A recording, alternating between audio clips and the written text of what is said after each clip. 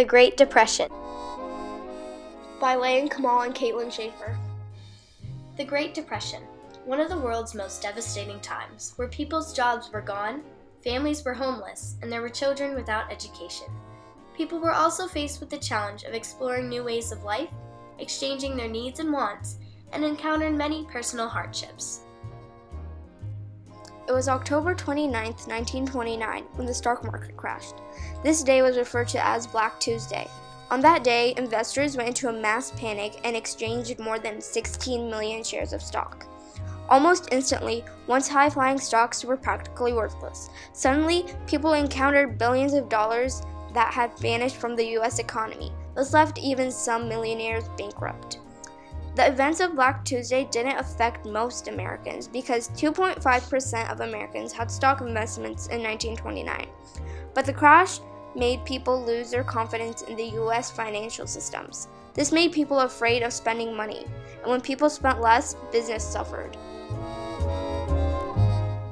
Banks were not much help on Black Tuesday. Banks had invested their depositors' money, and all of a sudden, that money was gone. This has caused many bank panics across America. Some banks went completely broke because of Black Tuesday. Many people no longer trusted banks to keep their money safe. Instead of banks, they hid their money in their homes. After this, most banks didn't have enough money left to invest in a new business. One of the famous journalists in the time of the Great Depression is Merrill Stanley Rukeyser. He was a journalist in economic and financial writings. He wrote an article for Nation's Business in 1929 called "When Stock Buyers Go on Strike." His article talks about how during their time stocks were exchanged to other people and how they would sell their stocks to buyers.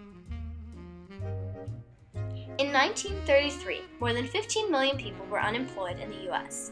This left Americans to explore new ways of life, which meant that they had encountered many afflictions.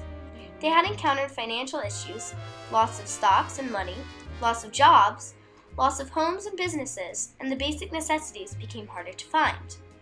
In order to stay alive, citizens chose to exchange their skills and goods for other items that they wanted. Some of the things they exchanged were offering their hard work for shelter or food. They had also sold their cars and automobiles for extra food and money.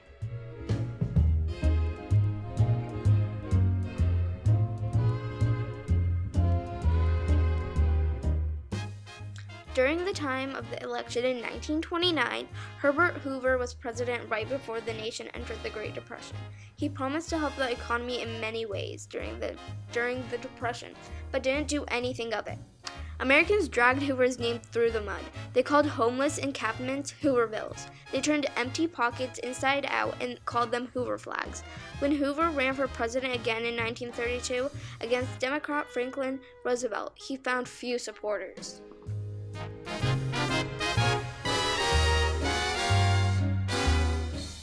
Franklin Roosevelt was president in the year 1932. Franklin was president in the time of the Great Depression. He was exploring ways to help the economy get back on their feet and end this depression. One of his ways to help was called the New Deal. The New Deal was to regulate the economy and provide social programs that gave citizens protection. For example, the Federal Arts Program gave an opportunity for unemployed artists, actors, writers, and many people to give entertainment to people by offering shows to them. Unfortunately, the New Deal didn't help end the Great Depression.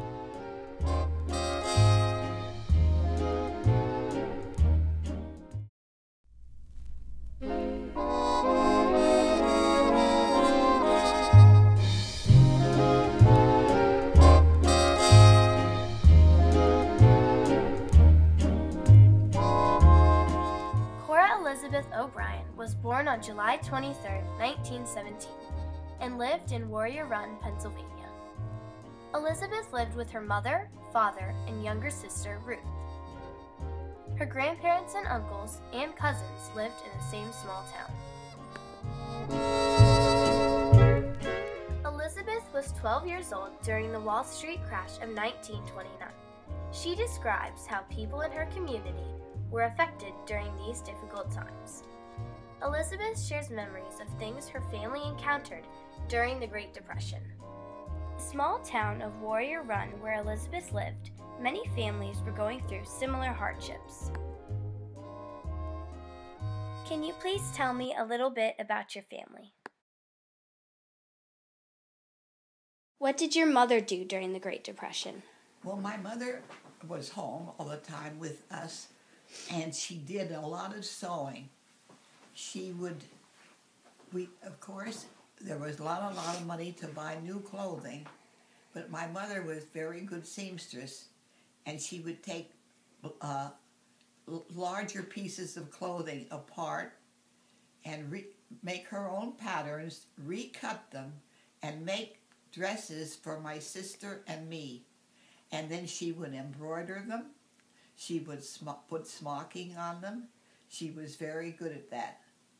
He owned a large garage in the city of Wilkes-Barre where the government housed our mail trucks, and they paid rental every month but to house them there. But my father had a hard time keeping up the payments on the garage, and he had two mechanics working there. He had to let them go, and he finally lost the garage. And one of the men who worked there as a mechanic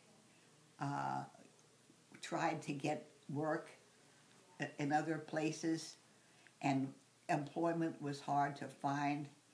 And finally, I guess he became discouraged and committed suicide. Here's the home where Mrs. O'Brien grew up.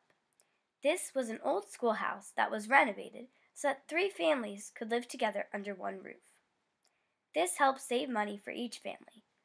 Shelter, food, and materials were shared together. The women took turns caring for the young children, and the men worked together to take care of the land and work that needed to be done around the house. And they built a chicken coop for my father, who bought 100 chickens.